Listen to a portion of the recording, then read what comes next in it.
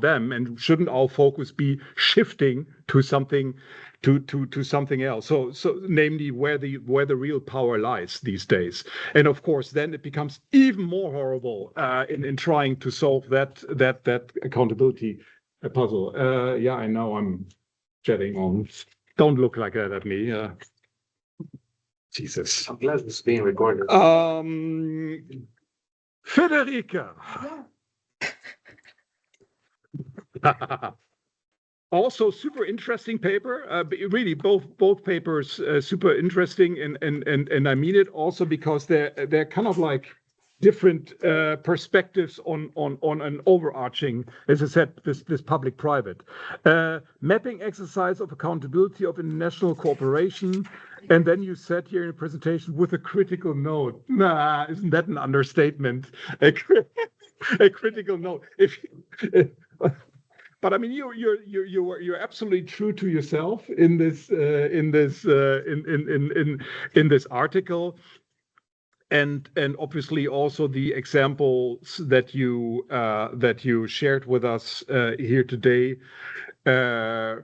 really show or make a strong case for that there should be robust accountability arrangements. And there are not. So in a way,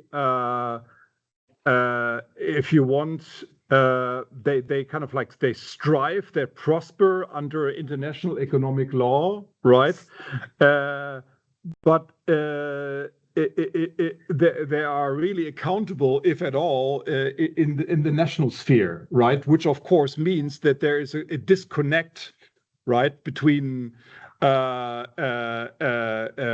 if you want, like almost like rights and obligations, but also that you end up with in the completely wrong accountability forum, right? So if there is any accountability, and that accountability is in the sphere of any one country, that's like the complete wrong forum. I mean, it is one of the relevant fora among many, I guess, right, for international corporations. So I think that is really a major point you're making there. And in particular, when we do some rationale, as I said, for international the accountability for international corporations, where you say you refer to the law-making powers of them. I know you mean this kind of like in a non-technical sense, question mark. But otherwise, what notion of law do you? It's also a bit of an obvious one, but what notion of law do you then really apply here? And I have an idea, but I'm interested to hear your thoughts on this. Yeah, what else would I like to say? Examples from, you talked about soft law, right? But I mean, sometimes it's even worse in the sense that soft law becomes hard law. And the soft law actually derives either from international standard setting bodies that would be more in Andreas' arena then again. Sometimes not even international organizations, standard setting bodies. I mean, what is a G20? Is that an international organization? But where during the global financial crisis did a lot of the recommendations that ended up in hard law come from? What's the accountability of that? Yeah. Not to talk of the legitimacy of it, right? My prime example I always use with students is the IOSCO code for credit rating agencies. Which, when one of the first measures the European Union took in 2009 was to regulate credit rating agencies, one of the measures in response to the global financial crisis, because G20 context, it was rightly pointed out, they had a role in the mess that we got into. But the scary part was that if you read the first version of this credit rating regulation. It was like a copy and paste of this IOSCO code. And I mean copy and paste. It was scary in parts how little inspiration apparently they had in Brussels, or time and knowledge to do that. But I mean, that then creates all kinds of question, apart from the fact that it's bad lawmaking and they had to repair it twice afterwards. Then my final comment is, when I read what you wrote about these difficulties of international law and recognizing multinationals as legal subjects, I was almost reminded of, wouldn't we need something like a 28th regime at the global level, right? Where you would kind of like, and I know there's a lot to say about the 28th regime and and of course the feasibility of this is sub-zero, but just as a thought exercise. And then finally, something completely different. I'm like Andrea. I say 5 times final, and then I just go on. And I'll follow your example. I was wondering, it's a little bit in a side issue, but I was thinking at some stage about the Brussels effect. Yes. Aha. Okay. So that's. I mean, I know that it's ringing a bell with you, but when I was reading your stuff and the role kind of like of the European Union, or the potential role, or maybe also of some other trading blocs, question mark, in pushing certain regulatory standards. And I know that Brussels effect, there's also a lot not so positive to be said about this by now. After the hype is gone, it's not everything is gold in that regard, but I thought that was possibly something interesting. I think I will leave it at this, and I apologize for being a little bit all over the place, but I thought these are the things I came up with. Thank you very much. Thank you. And last but definitely not least, Josh Norman, the floor is yours for your comments, and then I will give strictly 2 minutes each to our speakers to receive. Sorry. So I will not be as comprehensive as Professor Amtenbrink. Comprehensive. I mainly said that so you don't glare at me when I go over time. I get it enough in class. So I think I'll just jump right into it. I think both papers to me were honestly quite apt because they both spoke about diffusion of different international entities and different levels, which then kind of relates to this diffusion of accountability and responsibility. And I think now when we look at the world and we look at Rearm Europe or everything that's happening, accountability is all the more important. And I think I think Professor Amtenbrink covered most of the substantive stuff I wanted to ask, but so I think I'll kind of go straight into it individually. And so for Dr. Nordea Fari, I also studied in South Africa. At least it's acknowledged as South African and not Australian. And so I just wanted to touch on what you said about how the fact that accountability doesn't hinge on the legal personality of an international organization. And this can be quite useful in overcoming the unclear distinction between who and what are they responsible for. And I think I want to take a bit of a different turn at this, and I want to ask you, especially considering you're teaching at UP, what role do you think legal education has to play in creating and educating practitioners to actually be able to navigate this without creating a gray area where no one ends up taking responsibility because it's you and it's you. And then I think that also kind of links to something I found in the navigating corporate accountability situation, speaking about regulatory freeze. Again, at a different side of the coin, was you speak about where host countries don't introduce stricter conditions on foreign companies, which leaves them unregulated, and then the home countries don't regulate them either.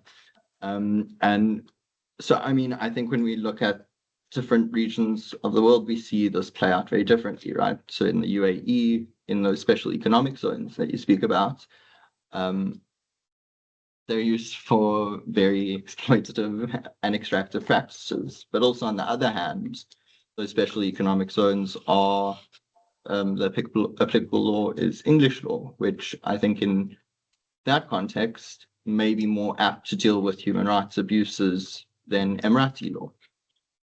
Or another side to regulatory chill in South Africa would not necessarily be the imposing stricter, not imposing the stricter conditions, but the role of judicial interpretation, because, you know, when you have regimes, often in global South countries, that factor in public interest in the movement of capital into these countries,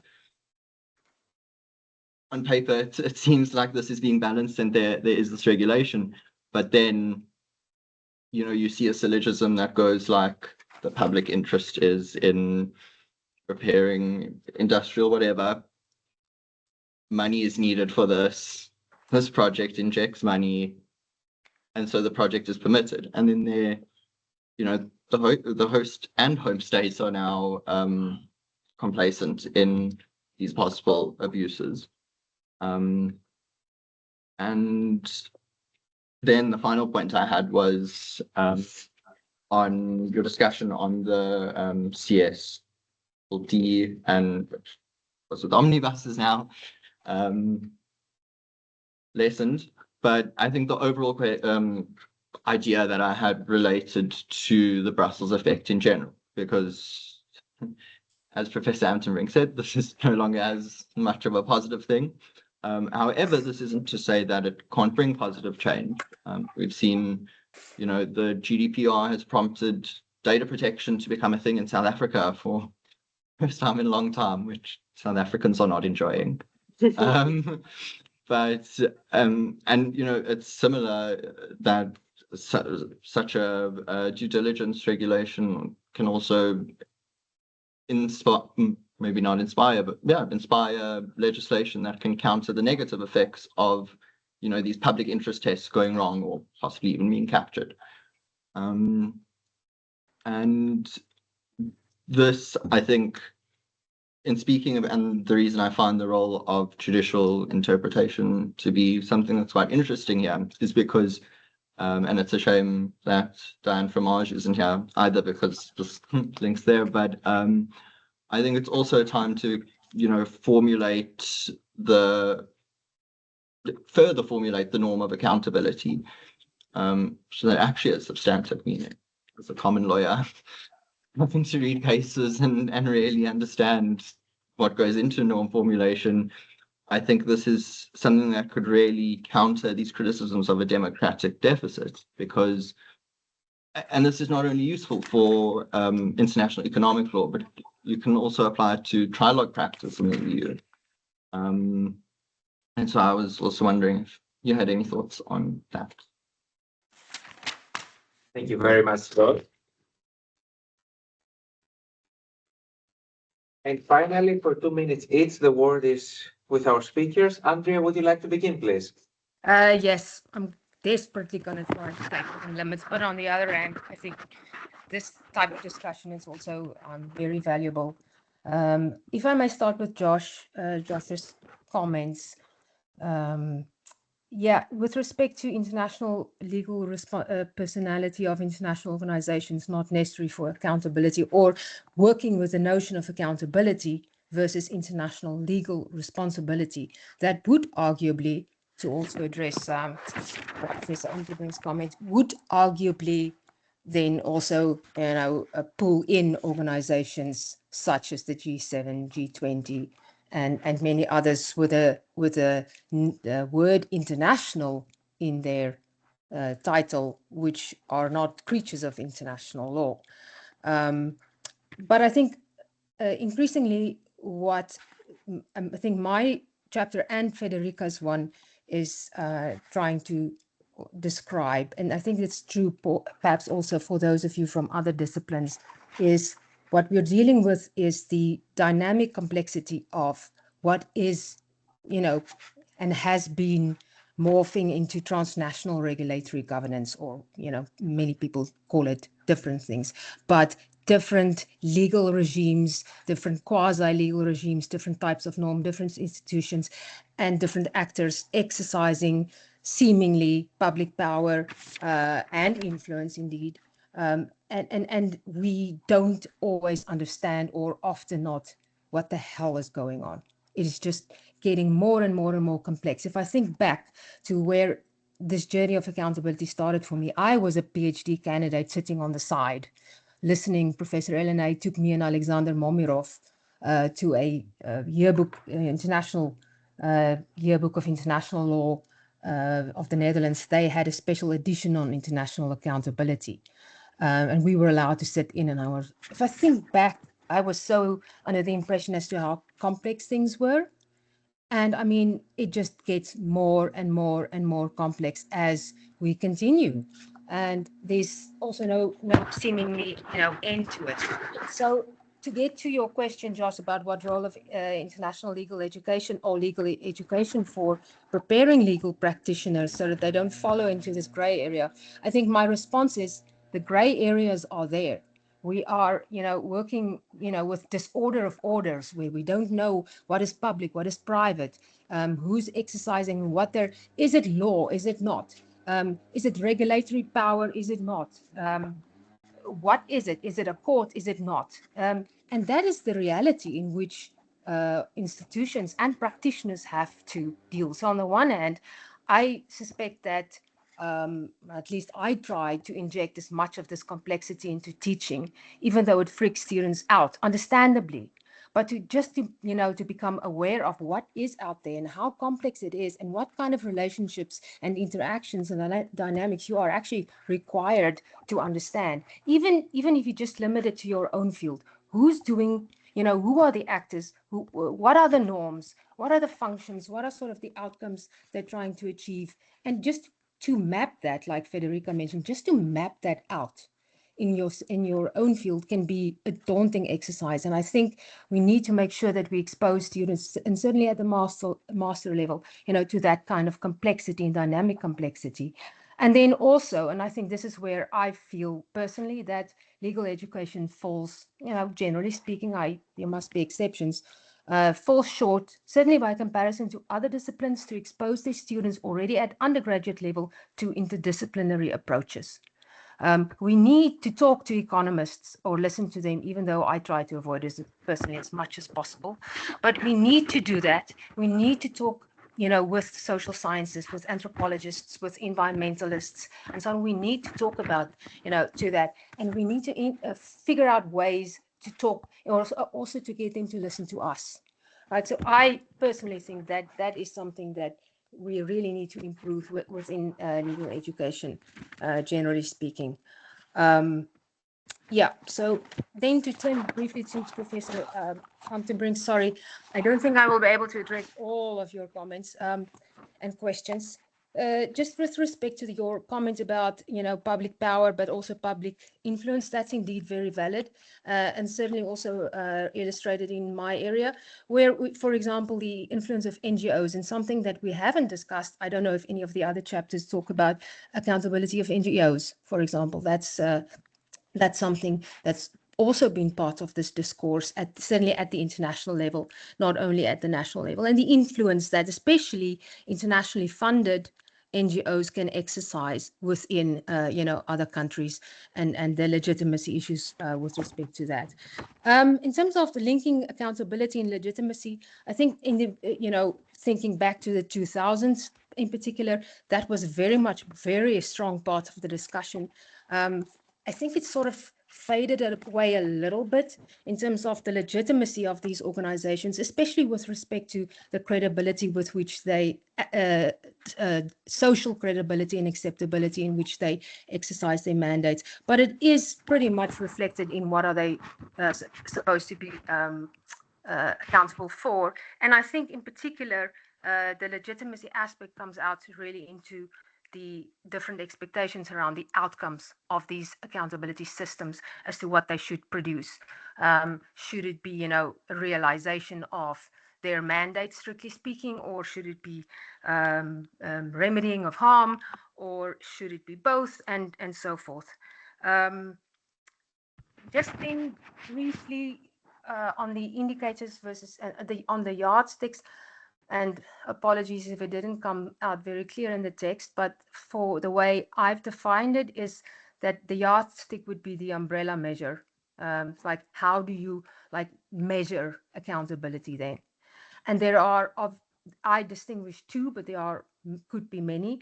And the first type would be the performance indicators, like performance scorecards and so on. And then the others would be the standards, or different types of standards, which both can have normative implications, although standards are typically used to have more explicit normative content. I think, again, the issue is not which one is best or both are, but they tend to sort of compete against each other, or there are competing contestations as to the importance. If you look at what strikes me is if you look at the websites of the European Investment Bank, the European Bank of Reconstruction and Development, the World Bank Group, Asian Development Bank, you name it, what they always have is how well they're doing, what they're doing, all the performance stuff, right? And it comes from the indicators, so much loans, so much this done, this realized, this, nothing of the other side of it, like some, harm avoided, remedied, mitigated, and so on. So it's very much indicator driven, or increasingly so. And that creates, again, some tension. And then lastly, and this, I mean, really lastly, is it still relevant? And indeed, where is the real power lies? I think that relates also to what some of your questions with respect to Federica as to what is the notion of law then? How is it made? What is it for? And so on. And I think, again, as another example of our disorder of orders, we increasingly struggling to fit these things in the pre-existing boxes. But ultimately, maybe the focus should not be so much on what's different and what's disordered. It is what is still the same. And I think what is still the same is that we as humans need norms. We always come up with some kind of normative thing, and whether we call it a standard or an indicator, whatever it is, it has a normative content so that we can organize and regulate our interaction and to achieve certain things. If we were just living as individuals on islands, we would not arguably need norms, but we always tend to do. And then to get back to, is it still relevant? I think, well, of course, it depends a little bit on the time of day you ask me. If I'm here in my office early in the morning or late in the evening staring at my books and thinking which ones are still relevant and which ones can I just as well make a bonfire of, then yeah, I feel your sentiment. But on the other hand, life goes on. Humans need laws and norms and institutions. And I think it's interesting to conclude to think about very much the nature of international law, and of law in general, norms and normative systems. We come up with these things, whether we call them treaties, soft law instruments, or whatever, because we need them. So international law, we've become used to relying on treaties or normative instruments, whatever, but inherently it is customary in nature. And I think that customary, the practice still continues, no matter who's in charge and who's actually, paying, drawing, or closing the purse strings, so to speak. The work of law and of societies continue, and we may not feel like it does at the moment, but I'm arguing that perhaps what we're experiencing now is actually showing exactly why we need this. So it's the power of the negative example. I feel understand that we want to throw the baby out with the bathwater, or as I say, make bonfire out of the books. But on the other hand, we're experiencing exactly why we created this international rules-based system, imperfect as it is, and to Federica's point as well, very much in need of structural reform, and we've known that for eons. But on the other hand, you know, what is the alternative? And do we want that? Is that going to be better? Are we going to accept that? And at this moment where I'm sitting here, I'm like, absolutely not. Never. So that's where I will conclude. Thanks. And the final word belongs to Dr. Viola. Okay, I'll try to connect all of the wonderful comments. Can I just use my 2 minutes or part of my 2 minutes to give thanks to the students who have been incredible, and to you to think about this format, because I think it worked out very well. So congratulations to the two of you. To the incredibly thoughtful comments, and thank you also for being so generous to Professor Amtenbrink and Josh. Okay, I'll try to connect a couple of things. Accountability, legitimacy, and democracy. Coming from an international law perspective, for me, it relates very much to the big absent in all of these conversations. You mentioned home state doesn't want to regulate, host state is complacent. Where are the people? So for me, the economic self-determination of people is the big absent in this discussion, and that is reflected very much in a notion of accountability for corporate power, if you will, or economic activities of any kind that takes into account what people actually want. So even if you consider the special economic zones, right? So yeah, true, but then you apply English law. Yeah, but why do we have to have them in the first place?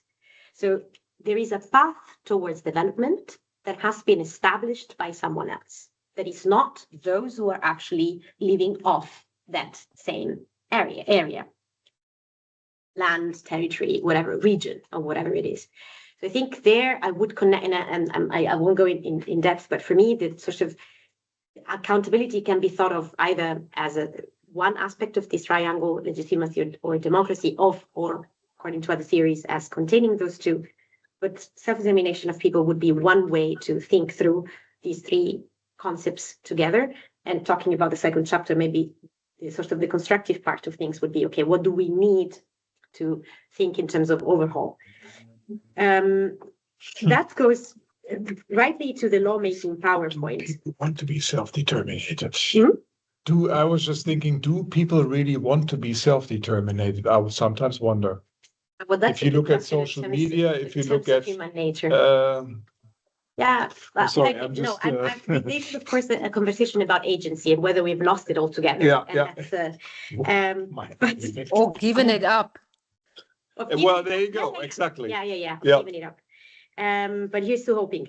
So the lawmaking, which goes immediately to lawmaking power. So how I see it is three levels. One is the obvious sort of typical lobbying type of activity that corporations are able to do when it comes to actual internationally or domestically based legislative processes.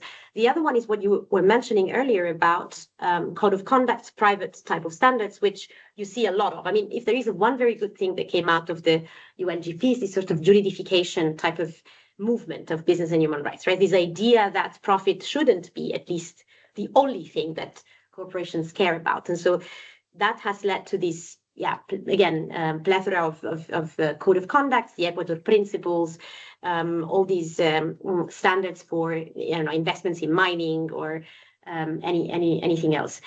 Now, the problem is, indeed, this is at the level of informal law, yet it immediately regulates corporate conduct in the activity that the entity is engaged in. So there is an element of self-regulation which has an impact on how the entity behaves towards others that are immediately affected by the activity. But you used the term self-accountability. That's one thing I forgot, which I thought isn't that a contradiction in itself? Well, we had this conversation earlier. You can that you can no, but I mean that we can whether you can be accountable to self if you have a set of internal standards. I can. You can. I'm not sure I can. Nobody can. Nobody No, can. That's why I'm saying it. But that is indeed this sort of form of internal standards, right? So at private conduct and private standards. Okay. The third one is the example that I was making. State contracts are considered private instruments mostly when it comes to regulating them. Yet it's one entity contracting out with a state. And when the state acts as a private in the contract, is in fact contracting its own sovereign powers. So it is a form of legislative delegation, if you will, to a contractual form. So what these companies can do in a given massive areas for 99 years renewables is determined by a private transaction with a sovereign. There are some stabilization clauses that require the state to never change the law around fiscal duties that the states take, for example, within the contracts, delimiting itself to not raise, I don't know, tariffs on whatever exports comes out from, I don't know, agricultural land at, I have no idea, 2% instead of the 15% that the country otherwise applies. So I think in that shows the lawmaking power. And now we can have an ontological conversation on what law is.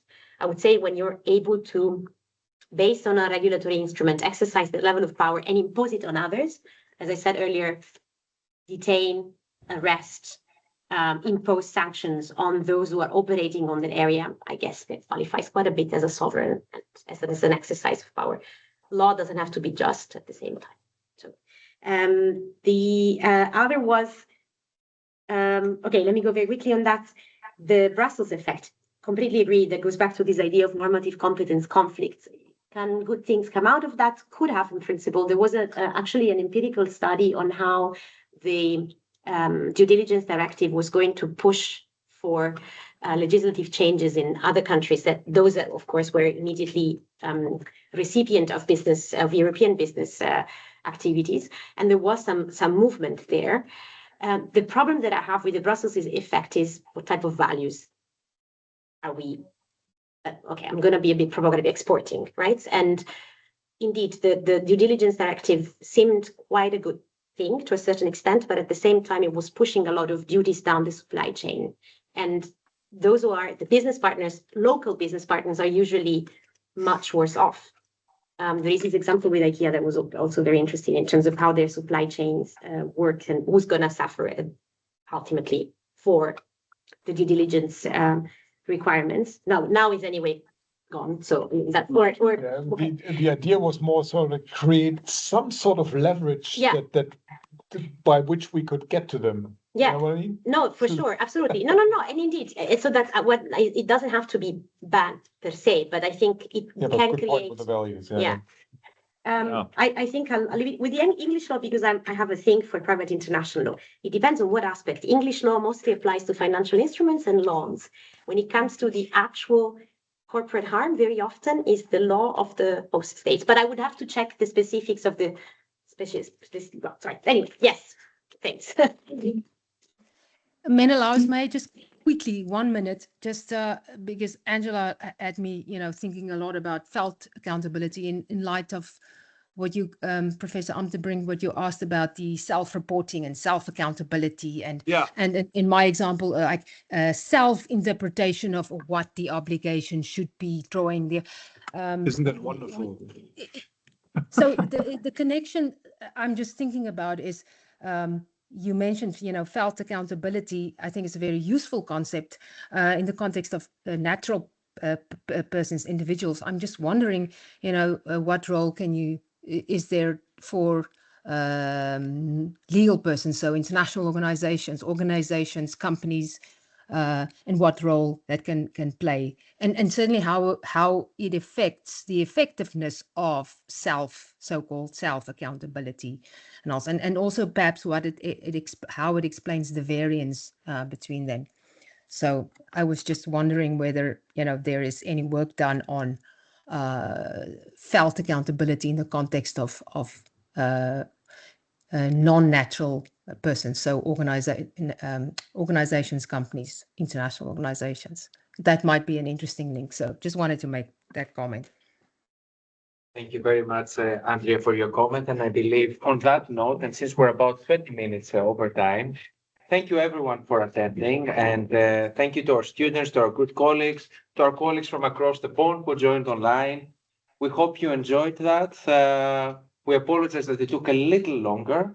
But hey, even my students stayed long enough for this, so... Yeah, they're still waiting for their grades, I think. Still waiting for their So, grades. you know, it's a frame. But the courses have finished and they could have ignored that. But thank you for taking the time.